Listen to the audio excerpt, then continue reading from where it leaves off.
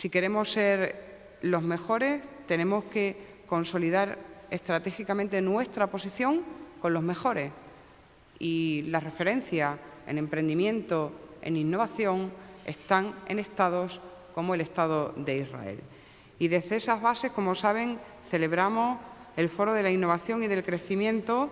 con Israel, y en esta misma línea, la próxima semana, como decía, el presidente Monago viajará junto al rector de la universidad y al Centro de Cirugía de Mínima Invasión para profundizar en vías de colaboración con el Estado de Israel.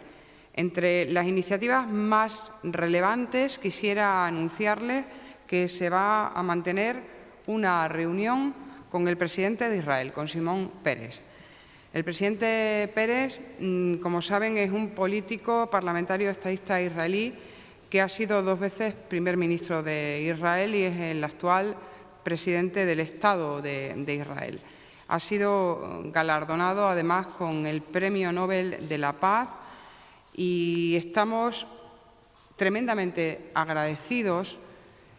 de que el presidente de Israel esté interesado en conocer de primera mano las iniciativas que se están impulsando desde Extremadura en colaboración con el Estado de Israel, en estas líneas hacia el emprendimiento, en estos ejes hacia la innovación, en esas bases estratégicas donde tanto